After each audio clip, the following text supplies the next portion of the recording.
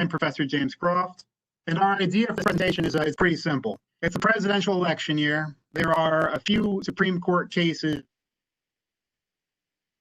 discussion once every 4 years and come up in things like presidential debates. We figured we would speak with you all about them at a level that's approachable for undergraduate students. So first up is going to be Professor Mary Noe discussing Roe V Wade and a recent case and its progeny, which is a fancy word for cases that came after it. Those are abortion cases. Then we'll have Professor Singh talking about the Heller decision. That's a Second Amendment case, the gun rights case. Then Professor Murphy speaking about Citizens United, which is corporate political speech. And then last but not least, I'll be speaking about the recent Chiapalo decision out of the Supreme Court, which deals with the Electoral College and some strategery that sometimes goes on in there. So because we want to talk about this at a level that's approachable for non-lawyers, we thought we'd start off by briefly pointing out some of the places where you all can go to educate yourselves about these things. You don't need us for this. So I got 3 links here. One to the Annotated Constitution that's posted by the U.S. Congress. One to, hang on a second, we're having a problem. You guys hear me? I just saw a comment, no one's hearing any audio. I can hear you, James. All right. Fair enough. If you're the person who just texted saying I hear anything, check and make sure that you're not having your volume off. I sometimes do that myself. All right.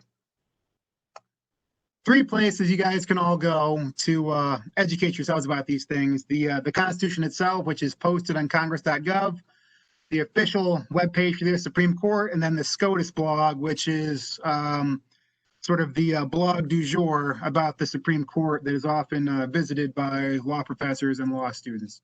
I'll spend 2 minutes of my life showing you guys these things, and then we'll get talking about the 4 cases. So Congress.gov has posted this annotated version of the U.S. Constitution. Very easy to follow. This is constitution.congress.gov, and you can browse the Constitution here. My particular case is going to deal with the 12th Amendment. So we see down here links to the various parts of the Constitution, including the amendments down here. Just come in here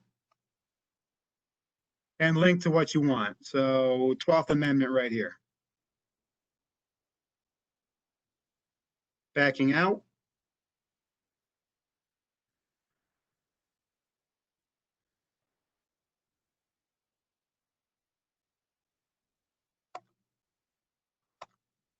Supreme Court's official webpage is right here. Any opinion you're interested in, you want to find it, it's publicly available here probably.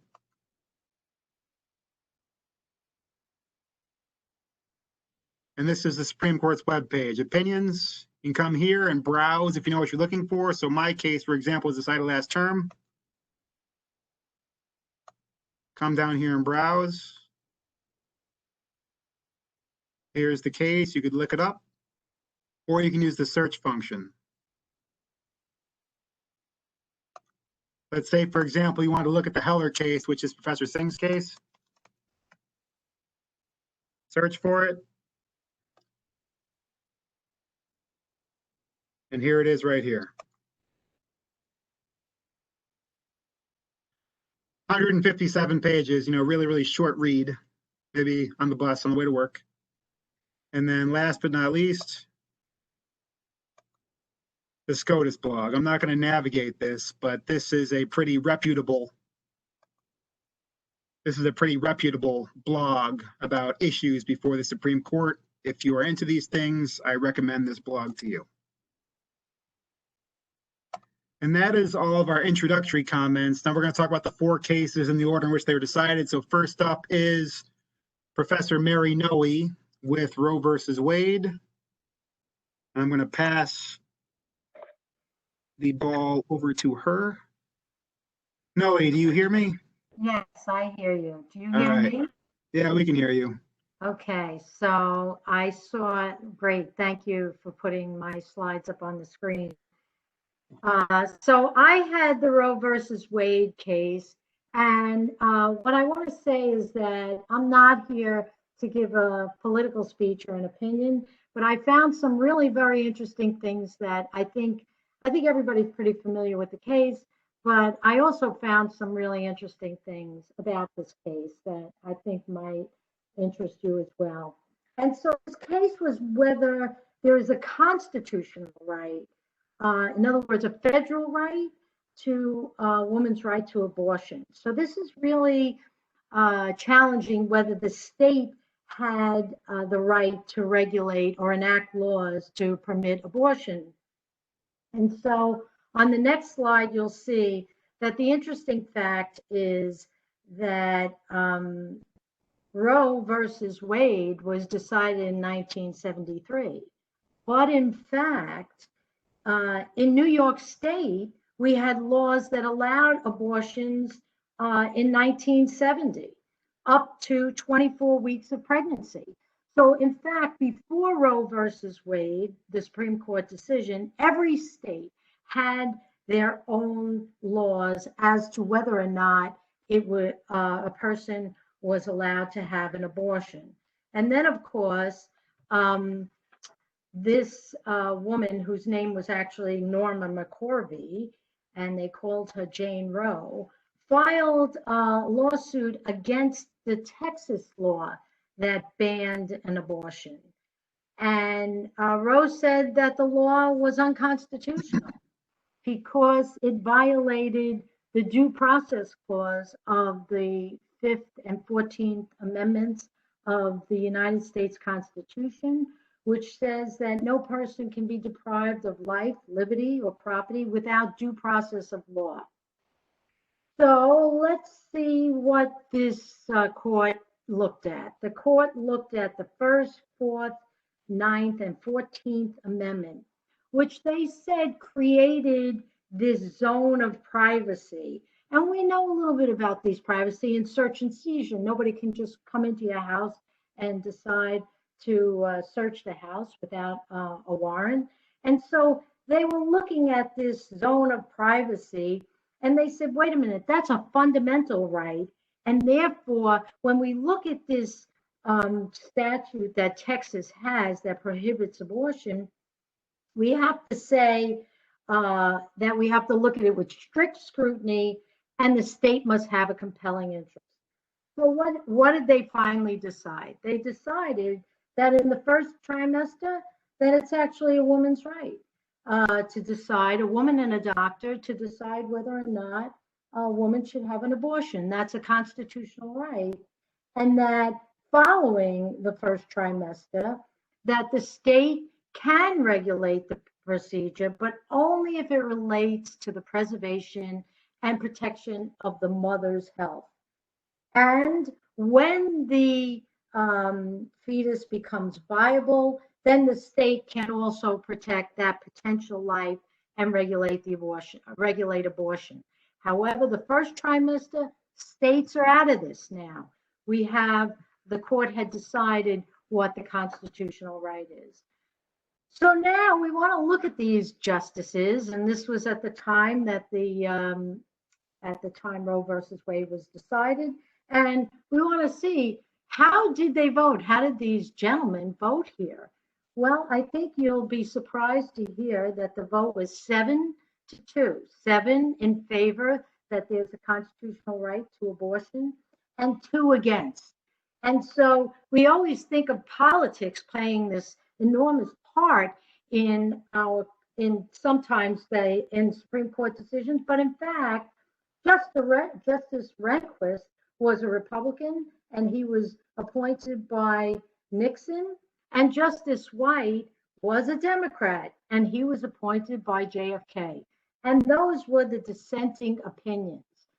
So now that this gives you the framework of what Roe versus Wade is about, I'd like to now move forward and take a look at a case that was just decided in June 2020. And it relates to abortion. It's a Louisiana law now that says that doctors who perform these abortions must have hospital privileges, and the hospital can't be 30 miles away from the clinic where the abortion is performed. So this is now another law. So let's take a look at how these men and women and justices sit on the Supreme Court and how they voted. Well, we can find that there were 4 justices that agreed and wrote the majority opinion. And what they said was they struck down the law and said unnecessary health regulations that present an obstacle to a woman getting abortion is an undue burden. And therefore, that law Louisiana passed is unconstitutional. And we find out that Chief Justice Roberts agreed with the decision, but for a different reason. And so he wrote a separate opinion. And he said, we must follow stare decisis. We must follow precedent. And in this case is similar to another case, and therefore this law is unconstitutional. But what I found enormously interesting in reading this case was that we had 4 dissenting opinions. And so Justice Alito said, wait a minute. Let's just look at this case. This case was brought by doctors and an abortion clinic. They don't have any right to an abortion. Only pregnant women have a right to abortion. Therefore, there's no standing for these plaintiffs to bring this case in the first part. And he disagreed with the stare decisis that Judge Roberts spoke about. And he said that was a totally different case. And therefore, I'm dissenting, and these are the reasons why I disagree. The most interesting dissent came from Justice Thomas. He agreed with Alito and said there was no standing, but he goes back to Roe versus Wade, and he said, let me take a look at this Roe versus Wade. Constitution says nothing about a zone of privacy, and I love the term he uses, it's legal fiction, he said. And he goes on to say that the Roe versus Wade talks about this penumbra from these amendments. What the heck is a penumbra? It's a glow. There's no glow. The amendments are specific. They say what they say. And therefore, he says this reason is as mystifying as it is faithless. And then we have the 2 newer judges on the court, Justice Gorsuch, who disagreed. And he said, wait a minute, let's take a look at these laws and the purpose of these laws. And in fact, Louisiana has the same exact law about doctors having privileges in hospitals 30 miles away from the clinics for things like basic surgery, steroid injections, and colonoscopy. Well, if we can have those kind of laws for those situations, why shouldn't we, in fact, have a law like this for abortion? And so, and Justice Kavanaugh says there's no evidence that these abortions would be closed down because they're not 30 miles away from a hospital. We haven't even heard any evidence or testimony on that. So he dissented as well. And so I just want to leave you with this final point. Why dissent? Why? And what I want to say is if we look back to the Supreme Court of the United States in 1896 of Plessy versus Ferguson, Judge Harlan disagreed with the majority that wrote the segregation laws that violated the 14th Amendment. And in fact, that was reviewed over and over again and brought us the case of Brown versus the Board of Education, which in fact was unanimous. And so that's what my take on this was when I read the case. Any questions?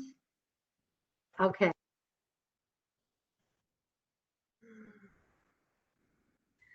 Okay, so hi everyone. My name is Professor Singh, and I'm going to be presenting on the District of Columbia versus Heller.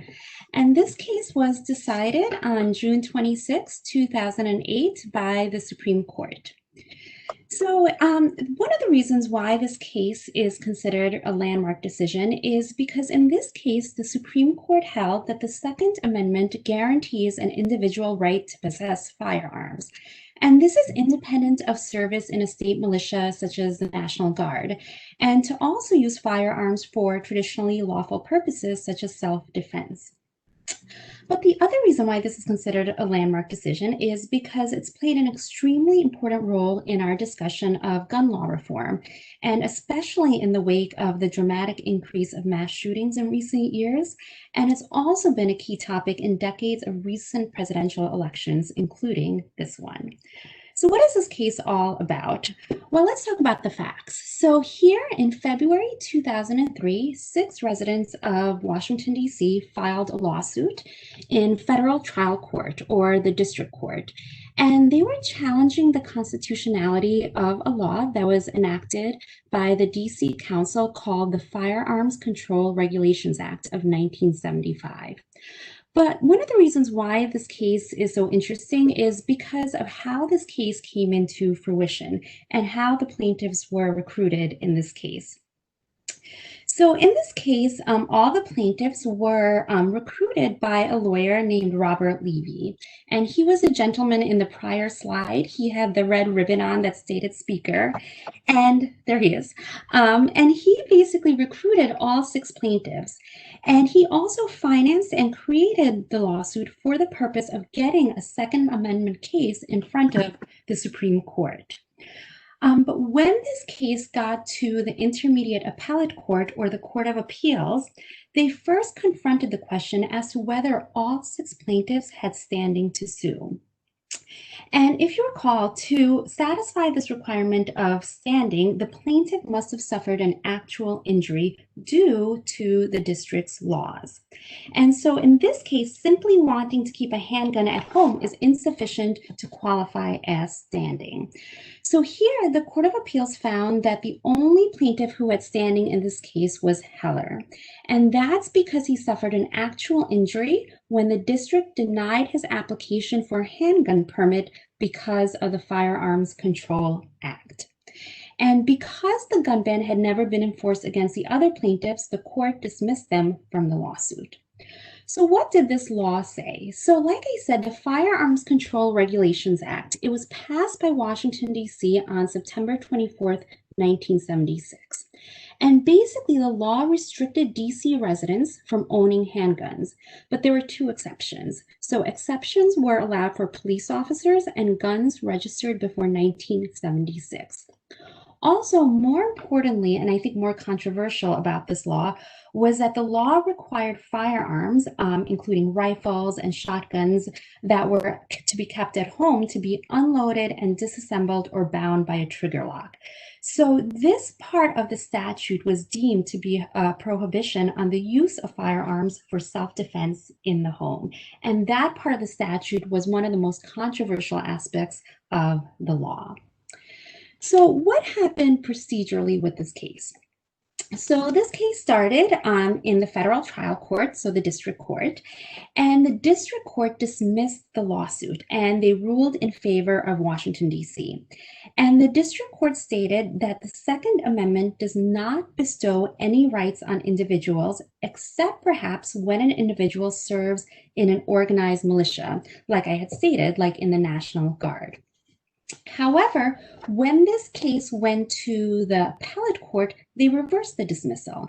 And the appellate court ruled that the Second Amendment protects an individual right to possess firearms, and that DC's handgun ban, along with the requirement that the firearms in the home be kept non-functional, that violated the Second Amendment. So then DC appealed, and the Supreme Court granted cert on November 20th, 2007.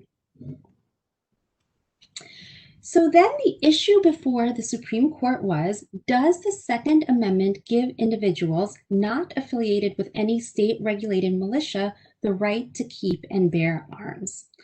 So the Supreme Court held in an opinion of 5-4 that yes, it does. And this opinion was written by Justice Scalia, who you see there. And the court held basically that, I can move to the next slide, that the Second Amendment protects an individual's right to possess a firearm. But like most rights, this right is not unlimited. And they also held that the handgun ban and the trigger lock requirement as applied to self-defense violates the Second Amendment. So if we look at the reasoning behind the holding, let's take a look at the Second Amendment first. And I think it'll give us an idea of why the court ruled the way they did. So first, the Supreme Court stated in its reasoning that the Second Amendment contains two clauses. And the first clause states a well-regulated militia being necessary to the security of a free state. And the second clause says the right of the people to keep and bear arms shall not be infringed. So what the Supreme Court said is that this first clause of the Second Amendment served as a preamble or statement of purpose, but in no way did this first clause intend to restrict the rights granted in the second part of the Second Amendment. So the Supreme Court essentially says that the second part or the second clause of the Second Amendment connotes an individual right to keep and bear arms. And the Supreme Court further stated that this is confirmed by analogous arms-bearing rights in state constitutions that preceded and immediately followed the Second Amendment as well. And what's interesting is that the Supreme Court also looked at the drafting history of the Second Amendment. And they said that when they looked at the drafting history, it revealed 3 state Second Amendment proposals that unequivocally referred to an individual's right to bear arms. In addition, they said that scholars, courts, and legislatures also confirmed their interpretation of the Second Amendment, and especially immediately after the Second Amendment's ratification through the late 19th century. But like I stated, the Supreme Court also stated that this Second Amendment right is not unlimited. So the court's decision did not in any way prohibit existing federal limitations to gun ownership, including limitations for convicted felons and the mentally ill. And finally, and most importantly, the Supreme Court stated that the handgun ban and the trigger lock requirement does violate the Second Amendment. So that was the majority rule, right? But there was also a strong dissent in this case. And the dissent stated that the Second Amendment did not intend to create an individual right to self-defense. And they looked at the elevated crime rates and extensive data linking handguns to gun deaths and injuries. And they said when you look at this data, that DC had a legitimate interest that was sufficient enough to instill or enact this gun ban.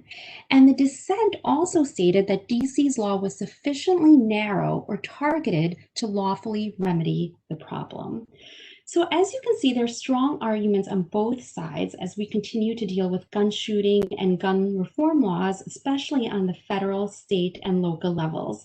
And I believe that as a result, this case will continue to play an important role in our presidential elections, as well as our discussions on gun law reform. Thank you very much. Okay, hey out there, everyone. Professor William Murphy here, and I'm going to be talking about a case that seems to be getting more play, and radio noise as the years go on since it's been decided than any recently. And that is, of course, Citizens United versus Federal Election Commission, commonly just known as Citizens United. And to kind of put this case in its most simplest form, this is the money in politics case. So this is the case that very much, when it was decided by the United States Supreme Court back in 2009, changed the game for the way money has the ability to influence politics. Now, when we kind of dive into it a little bit more, the issue at hand was a bit more specific than that. So there was something called the Bipartisan Campaign Reform Act, meant to sort of clean up some of the indiscretions and irregularities that went on with campaign financing. And what ended up happening was it got itself at odds with the First Amendment.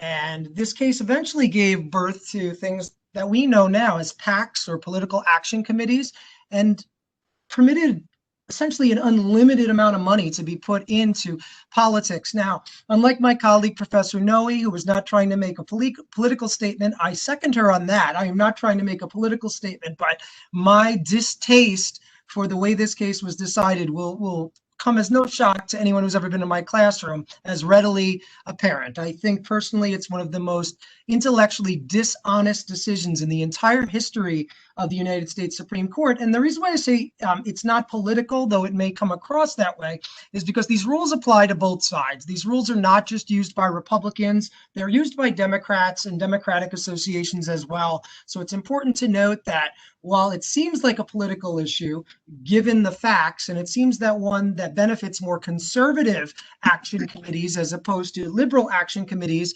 it does work both ways. It's really the heart of the matter that upsets me, and as citizens and residents of the United States should upset many of us. So how did this all come to bear? Well, in the 2008 primary election, some of you might remember then Senator Hillary Clinton running for the Democratic nomination for president against then Senator Barack Obama. And a political action committee was formed in the interest of preventing Hillary Clinton from receiving that Democratic nomination. And in order to sort of achieve their end game, to accomplish their goal, directly before the primary elections were set to begin, they put out a smear piece called Hillary the Movie, which more or less dug into all the skeletons in Senator Hillary Clinton's closet, painted her in an incredibly bad light. And what happened was it was shut down. It was shut down. Why? Because the Bipartisan Campaign Reform Act did what? It completely prohibited any electioneering communication within 30 days of a primary. They were trying to run it within 30 days of a primary, within 60 days of an actual election, or they couldn't, in fact, advocate for any client at any time. So the whole concept of a political action committee, as we know it today, rather, was brand new. So here we have this group of people trying to keep spending lots of money, making propaganda movies, trying to keep Hillary from getting a nomination.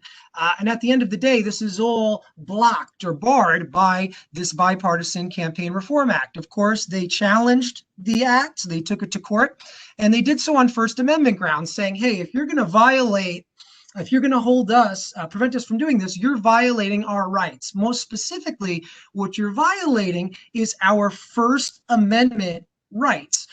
First Amendment rights come in many shape or forms. Kind of makes me laugh sometimes when people will go into a supermarket or a convenience store and start talking about First Amendment rights. That's not exactly how it works. First Amendment rights, to be valid, need to be prohibited by or attempted at being prohibited by a state actor, a government actor. In this case, by legislation, they were. But we put different levels of importance and protection on different levels of speech. So not only did this association trying to prevent Hillary Clinton from receiving the nomination challenge this on First Amendment grounds, but they said, what you're doing essentially is silencing our political speech, which we in this nation find to be the most important and sacred form of speech. So of course the case works its way up to the Supreme Court. Unsurprisingly, I think that's a trend for this particular presentation that us four faculty members are working on here, is that it was a 5-4 decision with the conservative wing of the Supreme Court going in favor of allowing this form of political speech, whereas the more liberal wing of the court voted against it. The majority opinion was written by Justice Anthony Kennedy, known as the swing vote of the court. Sort of whatever way he went on a close issue was the way the case would turn out. And what really bothered everybody about it is the vagueness with which the majority held that this type of political speech through associations without limit on the amount of money that could be spent was permissible. So in other words, all they did was say the First Amendment allows this. We get a little deeper into it. The court tried to justify, the majority rather tried to justify that it was an association of citizens and that that in essence means the same thing as an individual citizen, but you could tell by looking at that little cartoon I put up there, there's associations with a lot more reach, a lot more influence, and a far louder voice than your average everyday citizen. See, the majority opinion written by Kennedy also expressed that the public could sort of police this. As you see, I'm sure you two can work things out.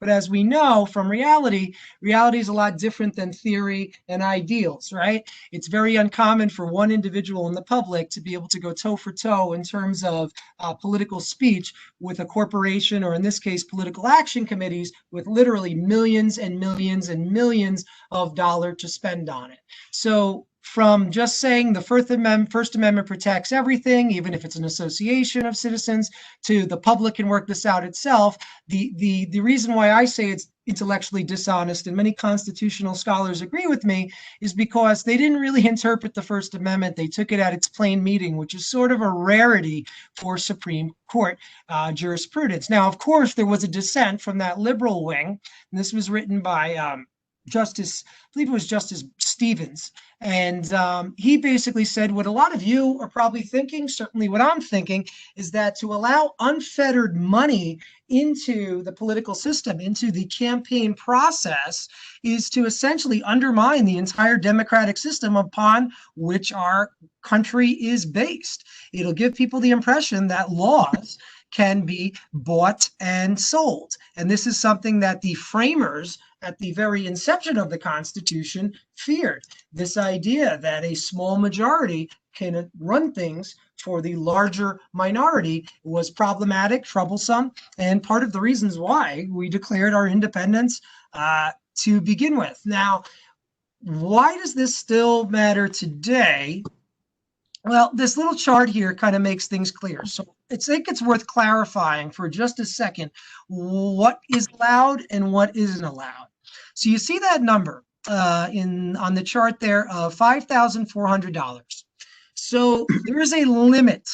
There is a limit that any individual or any corporation, organization, non-for-profit, association of some sort may only contribute up to $5,400 to their political candidate of choice. That is a hard limit.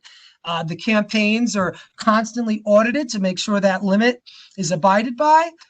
So you're wondering what's going on here. Well, these PACs, political action committees, and super PACs do what?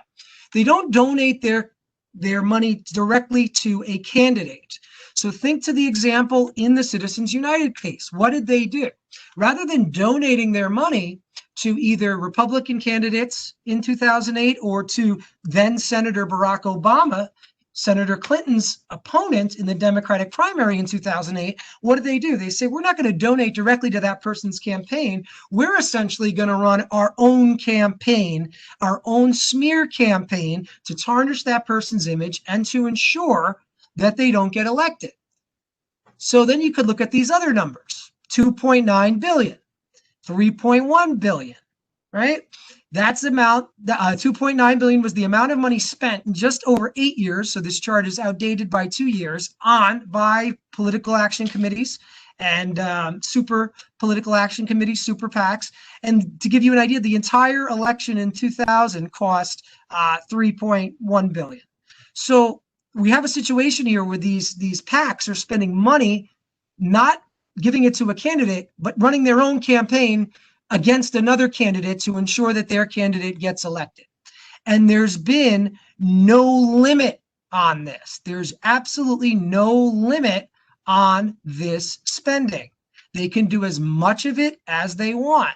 And when you have people with large amounts of money at their disposal, what happens? Their view gets amplified.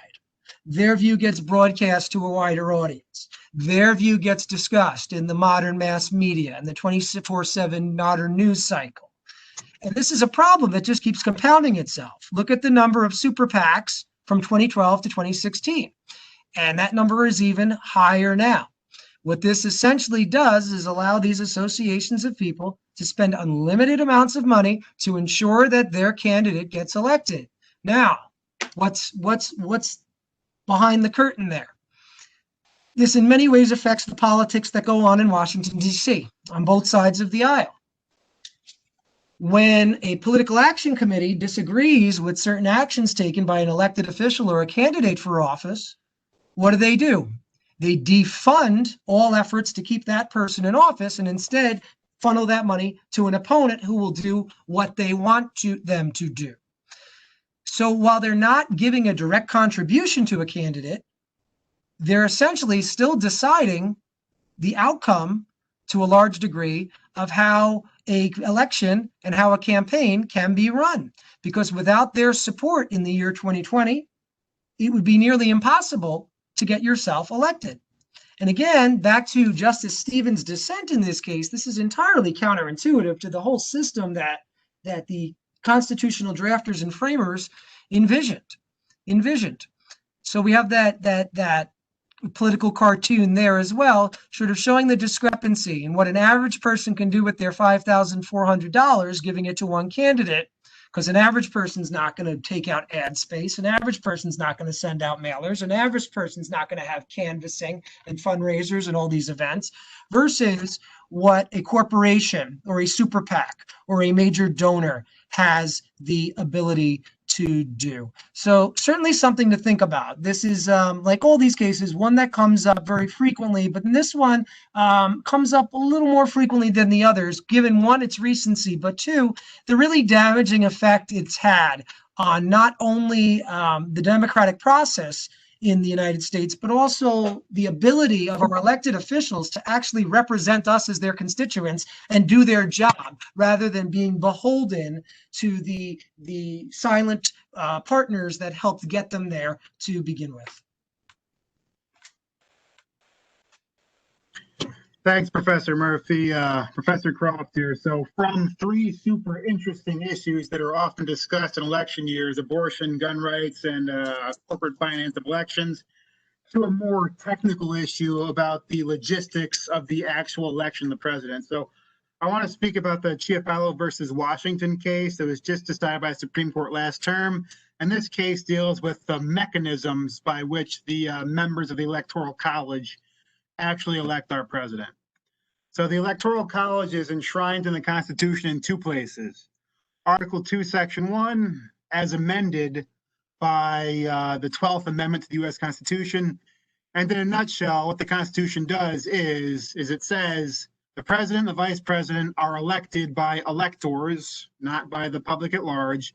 Those electors are selected by the state legislatures for each state. And those electors vote by ballot for the president and the vice president. If a presidential candidate gets a majority of the votes from the electors of the Electoral College, that person becomes president. If no one gets a majority of the votes, then the House of Representatives decides. And this bold language I have here and underlined, I'm highlighting this on purpose because this is the hook for faithless electors. This is what people who are supposed to vote for one candidate are hoping to make happen when they vote for someone else. Instead, they're trying to take a majority of electors away from a candidate and then force the election to the House of Representatives. So a lot of words here in the actual text of the Constitution.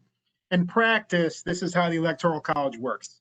So there's 538 electors. There's 535 for the congressional delegation of each of the states, plus 3 for DC, for 538 people.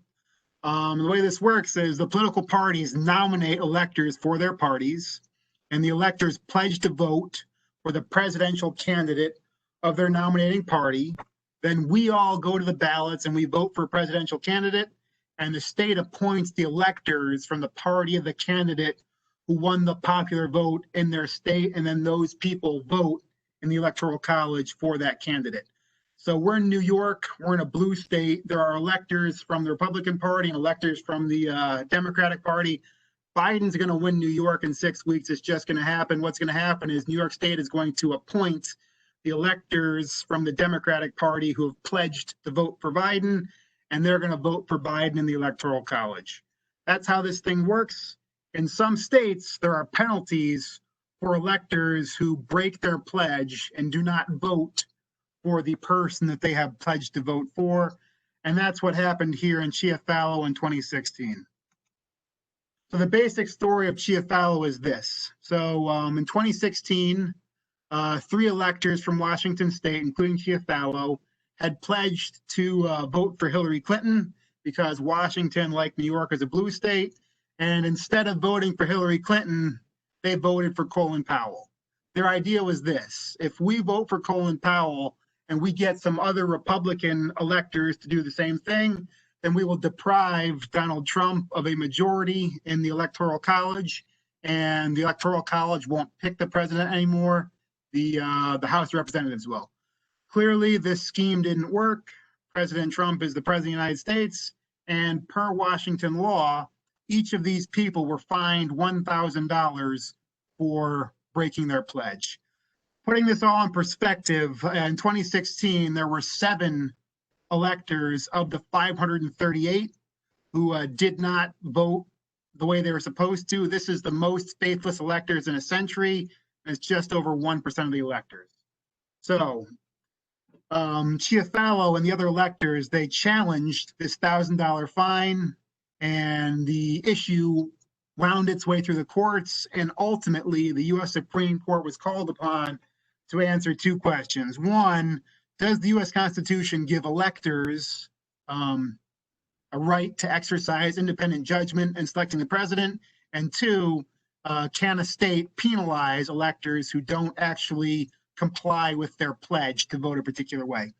And all 9 justices agreed 2 things. One, the U.S. Constitution does not give electors a right to exercise independent judgment, and therefore, yes, states may penalize the faithless electors. Why did the court think this? 2 reasons: the text of the Constitution and 2 centuries of settled practice. So if we look at the text of the Constitution, it's pretty terse. It says the president is elected by electors. The electors are chosen by the legislatures of the state in such manner as the legislature may direct, and the role of the legislature is not constrained in the text of the Constitution. So the actual text of the Constitution doesn't proscribe adding conditions to a state's decision to select someone as an elector. So it doesn't proscribe, for example, only selecting as electors people who agree or pledge to vote a particular way. The faithless electors, in this case, Chiapalo, et cetera, who are trying to get around this, they pointed to some words in the Constitution, in Article 2, Section 1 in the 12th Amendment that say, elector, vote, ballot. So the electors vote by ballot. And they suggested that these words connote some independent judgment. The justices dispensed with that, pointing out the practice of voting, pointing out that some votes involve 0 discretion, like a proxy vote where someone votes in a way directed by someone else. And they also pointed out that in practice, a lot of people don't actually exercise too much judgment when selecting a candidate. People are often swayed by what their churches or unions suggest that they should vote. So looking at the plain text of the Constitution, there is nothing in there that expressly gives electors any kind of judgment or discretion. Then the court points out that if the framers wanted to give the electors any kind of discretion, they knew how to do so. So if we look back 225 years to colonial America and look at the constitutions of Maryland and Kentucky, for example, both of those states had electoral college systems for selecting state senators, and both of those states actually required the members of their electoral colleges to exercise judgment and discretion in selecting state senators. The language in those constitutions told the electors to choose the people who, in their judgment and conscience, they believed to be best qualified to serve as state senators. So what the court says here is the framers of the Constitution knew how to give members of the Electoral College discretion. They could have done what Maryland and Kentucky did, but they did not do so. So there's no express right to exercise discretion in the written words of the Constitution. And then secondly, the court pointed out that over 225 years of settled practice suggests that we all know that electors are supposed to rubber stamp and vote for the person who wins the popular vote in a particular state. That's what they're supposed to do. So we all know this. You know, on November 3rd, when we go to the ballot box, we are going to vote for a presidential candidate. We're not voting for electors because we suspect that whoever wins the popular vote in our state is going to be given the votes of the electors from our state. We all know this. We don't vote for electors, we vote for a presidential candidate. And the court also points out that the electors themselves know that they're not supposed to be exercising judgment. The first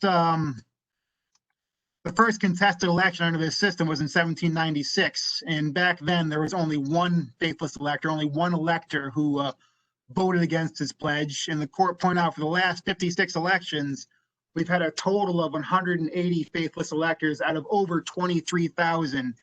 And if we exclude 1872, where there was a lot of faithless electors for the very practical reason that the guy who was supposed to get elected on election night died before the Electoral College met, we exclude that extreme scenario and we do the math, we have less than 0.5% of electors breaking their pledge over the course of history. So for those two reasons, the text of the Constitution and 2 centuries of settled practice, the court found that the Constitution does not give members of the Electoral College discretion to vote however they want to, and to enforce the electors' pledges to vote a particular way. The states may penalize electors who do not honor their pledge. And what this means for you is actually very little, but we're 6 weeks out from a presidential election. We're all going to see a lot more talking heads on TV. This issue is going to come up. You're going to see a pundit or two talk about the possibility of electors taking the election away from the Electoral College and pushing it to the House of Representatives.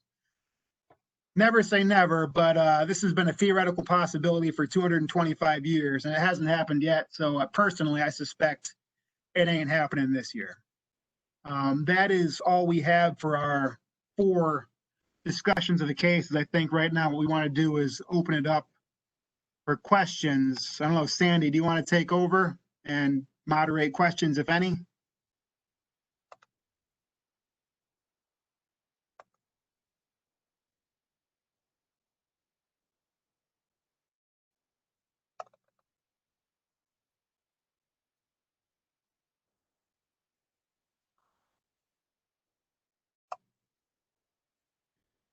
Anybody have any questions?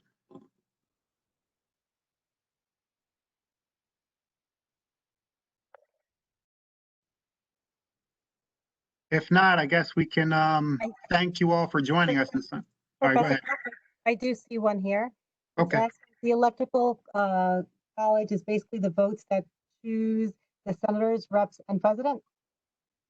So the way the Electoral College works is there are 538 people who are chosen by the states to elect the president. And the way the electors vote is regulated by state law. And the way it works in 48 of the 50 states is, you know, we all go to the ballot box and we vote for a presidential candidate.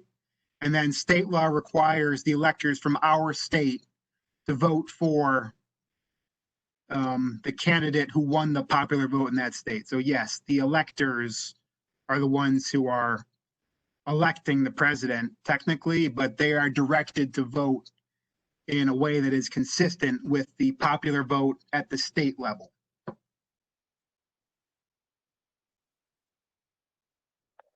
thank you. No problem.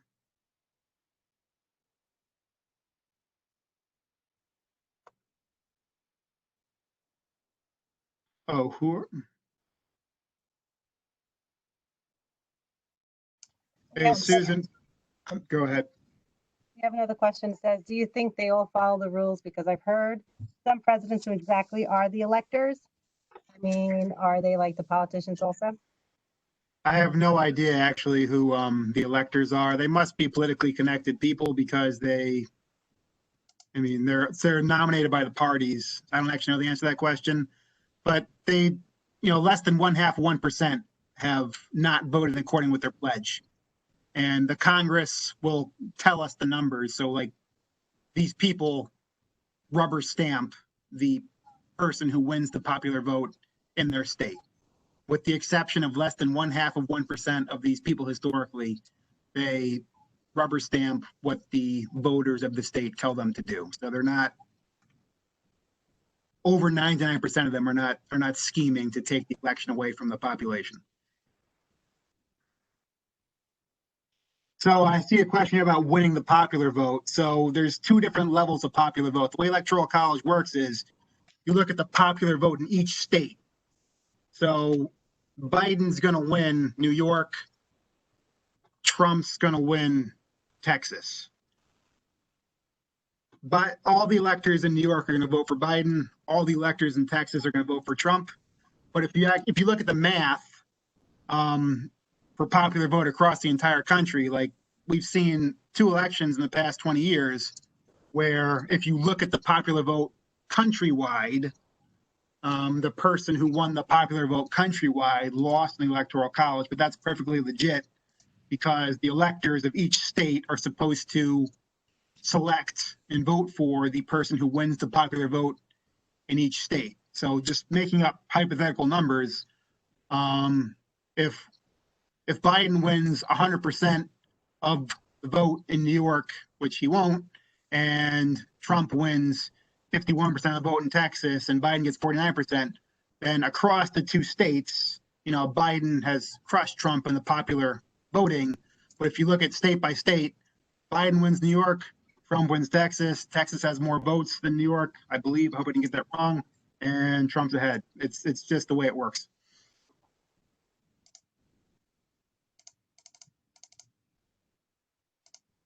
Would a secure online voting system run into legal issues?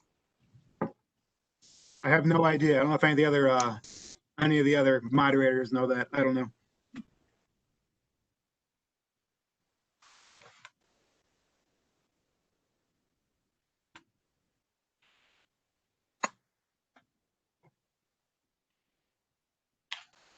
If that was from a student, that sounds like an excellent source for a research paper in Mary Noe's Research and Writing 3 class next semester.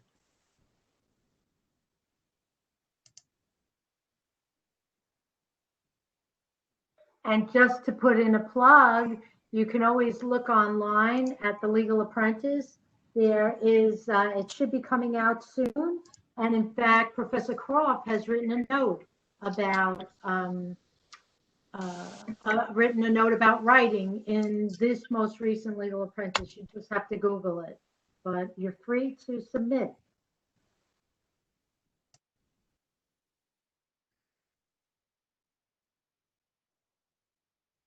All right, unless there are other questions, I think we should thank everyone for their time and thank everyone for listening. And thanks in particular to Profs Noe, Singh, and Murphy for agreeing to do this. And Sandy, should we sign off? Yes, I believe so. Awesome. Thanks, everybody. Thank you. Thank you so much, professors. Thank you. Thank you.